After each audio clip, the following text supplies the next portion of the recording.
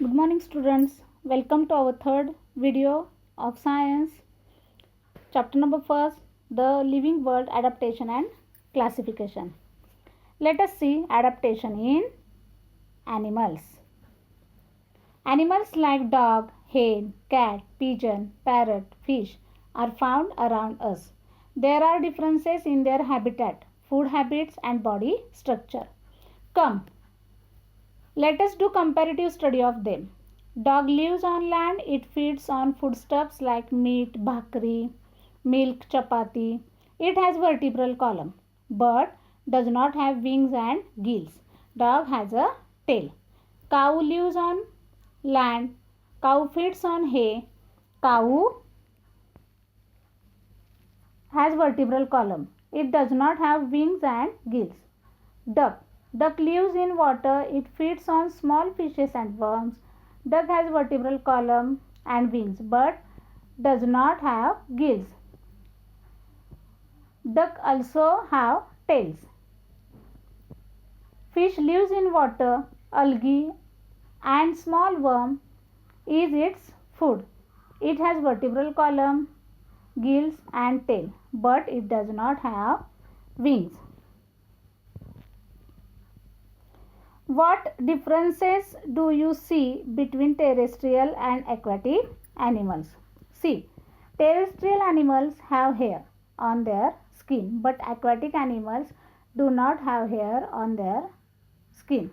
Terrestrial animals have nose for breathing while aquatic animals have gills for breathing. As compared to terrestrial animals, the skin and the body shape of aquatic animals appear to be undergone changes. Fishes have scales on the skin and fins on the body. Their body tapers towards both its ends like a spindle. Fish breathe with gills instead of a nose. Their eyes have transparent eyelids. They have air bladders within the body to help them to float. Observe the bodies of the frog, duck and tortoise and answer the question. First, of what use are their legs to these animals? Frog use its legs to jump while duck, tortoise use its legs to walk. What helps frogs to breathe under water? Frog breathe its skin under water. Third, of what use are the long hind legs of a frog? The long hind legs of a frog are used to jump. Fourth, why doesn't a duck get wet in water? Due to its waxy feathers, duck doesn't get in a water. As the frog and duck have webbed toes, they can use their legs like oars. Water flows off the waxy feathers of birds like duck and water hen. Webbed toes, slippery, smooth skin and a triangular head help frogs to swim easily through water. They can live on land as well as in water due to their ability to breathe through the skin in water and using the nose and lungs on land. The typical colors of a frog's back help it to hide among grasses. Let us study adaptation in forest and grassland animals. Carnivorous animals like the wild dog, fox, tiger and lion found in forest and grassland region. They have strong legs to run fast and capture their prey. They have claws and their canine teeth are sharp and pointed to tear the flesh and which help them to tear the flesh part and eat the prey. Tigers have padded paws. This enables them to silently stalk their prey and capture it easily. The eyes of predatory carnivores are located in front of their head. It helps them to spot their prey from a long distance. The eyes of herbivores are below the forehead on either side of the head.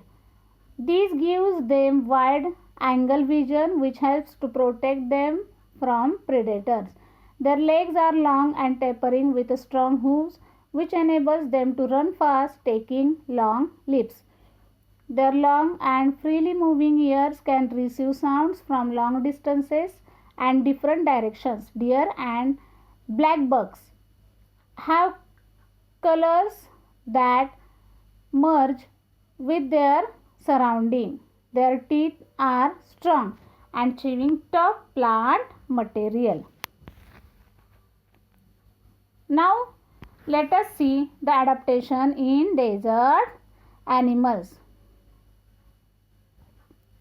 You must be knowing in the desert region there is a camel is a sheep of desert. Hence that animals have thick skin to prevent loss of water from the body. Camel's legs are long with flat and cushioned sole. The nostrils are protected by fold of skin. The eyelashes are long and thick. Due to this characteristic arrangement of nostril and eyes, the camel is protected from the sand. Desert region have high temperature.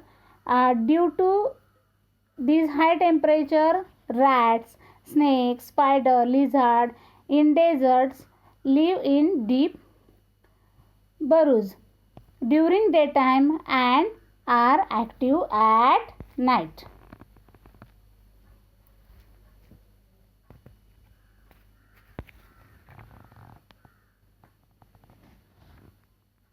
Now see the adaptation in animals of snowy region. Animals like yak, polar bear, white fox, silver fox, mountain goat, Siberian husky dog and snow leopard are found in a snowy region.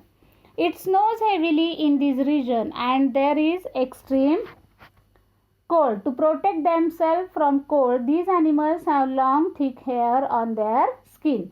These animals have thick skin with the layer of fat below it. These animals have strong legs to move freely on the snow. Some of these animals have strong claws and well-developed hooves. As these animals have white and silver colored, they are not easily visible in snowy region. This protects them from their predators. Adaptation in aerial animals. What is the main difference between the vehicle on the road and aeroplane? On comparing structure of car and aeroplane, you will find one major difference, that is the front and back side of a car is a flat and slightly tapering, whereas the front and back side of aeroplane is curved and tapering. This shape of aeroplane minimizes the resistance of air while flying. The same thing is observed in the birds while flying. Come, let us understand about it. The spindle shaped body means tapering both the ends. Also minimizes the resistance of air while flying with hollow bones. A body covering of feathers and modification of forelegs into wings. Their body is light in weight and adapted for flying. The body of insect also is light in weight and tapers at both ends. They can fly with 2 pairs of wings and also walk with 6 stick-like legs. Bats can fly with the help of the patagium. Patagium means thin fold of skin. Patagium means what? Thin fold of skin. A thin fold of skin between their forelegs and hind legs.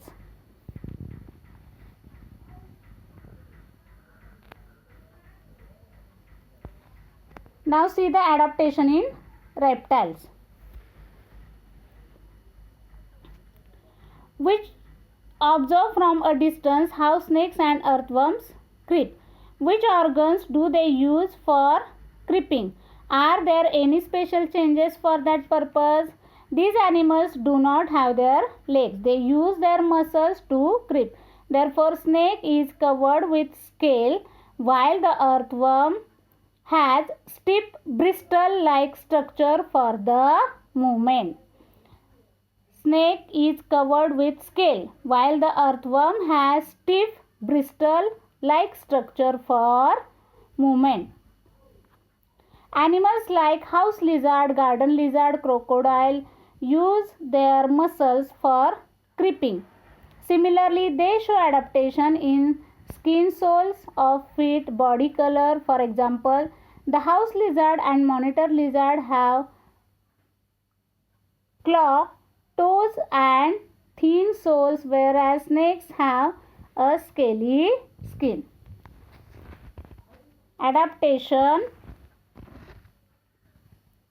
for food in animals. Animals depends on others for food. Depending on their feeding habit, animals can be categorized into two classes, herbivorous and carnivorous. Special adaptation are seen in each category to make the process of feeding easy. We will discuss this in greater detail in the chapter on nutrition. Various television programs give us information about how animals like frogs, snakes catch and eat their prey. See here, one chart is given. Complete the following chart from your own observation. See. Adaptation, sharp teeth, animal, lion, tiger. Use of adaptation to tear the flesh. Long and pointed beak, animal. Woodpecker have long and pointed beak, and its beak for drilling holes in the bark of tree. Short beak, it find in sparrows and pigeon, and use of adaptation to eat food grains. Long and sticky tongue, it is found in frog and garden lizard. Use of adaptation to catch the insect. Long neck found in giraffe and adaptation to eat leaves of the tree. Adaptation for blending with the surrounding. We cannot easily spot colorful butterflies, lizard and grasshopper. They get camouflage amidst grasses, parts of plants like stem, leaves, flowers. That is because of their colors blend with those of their surrounding. Changes that takes place in the various organs and life processes of organism that enable them to live, feed, reproduce, to perpetuate themselves and protect themselves from their enemies in specific surrounding, depending upon the habitat and its geographical condition, are called adaptation. In this way, we can see the adaptation in different plants, animals present on the earth. Always remember, adaptation is not sudden process, it is gradual and continuous. Differences in the structure and appearance of present day animals and animals of thousands of years ago are the adaptation that occurred according to prevailing condition. It is our duty to conserve this diversity. Now see the Darwin's theory of evolution. Darwin was the great scientist, biologist, studied numerous types of plants and animals and suggested that only those organisms are likely to survive which can best adapt themselves to a changing environment. This is called the theory of survival of the fittest. This is Darwin's first principle. Only those organisms are likely to survive which can best adapt themselves to a changing environment. This is called the theory of survival of the fittest, and this is the Darwin's first principle. If an organism is born with a new beneficial characteristic and is able to survive, this change is preserved in the next generation. This is Darwin's second principle and is called the theory of natural selection. See here, we see that two theories of Darwin's. First one, survival of the fittest, and second one, natural selection.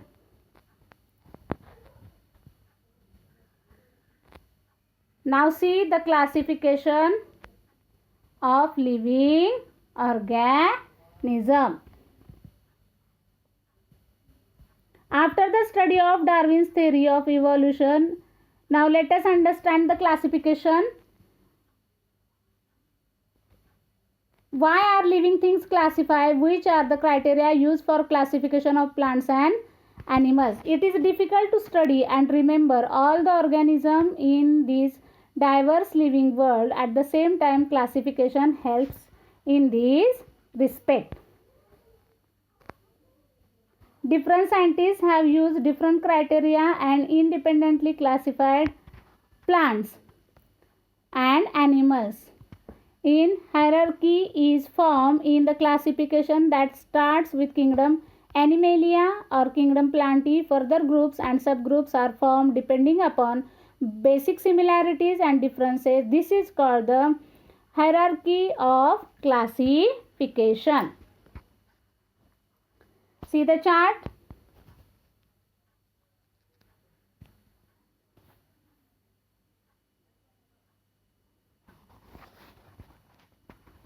Kingdom is the topmost group in the hierarchy classification. Kingdom is further classified into phylum. Below the phylum is the class, and below the class is the order. Below the order is the group family. A family includes genus and genus of same characteristic. Below each genus are the species. Now let us study the hierarchy of mangoes and human.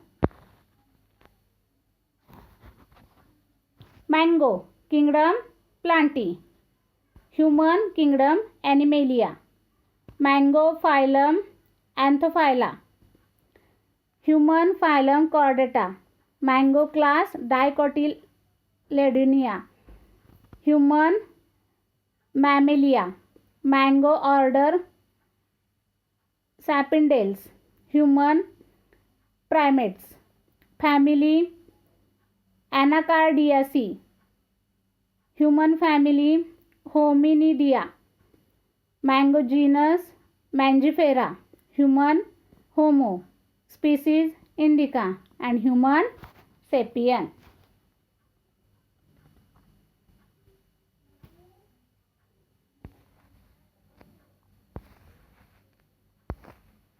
Now see the binomial nomenclature by Carl Linnaeus. To understand the binomial nomenclature by Carl Linnaeus, let's imagine that there are 4 students with the name Kabir or Kiran in the classroom. How would you ensure that others know which one of them you are talking about without confusion? We would tell his full name. This is similar to binomial nomenclature. To identify each organism, the binomial nomenclature is used accordingly. Each organism gives its scientific name. Binomial nomenclature is used to identify each organism. Accordingly, a scientific name has been assigned to each organism. It consists of 2 parts.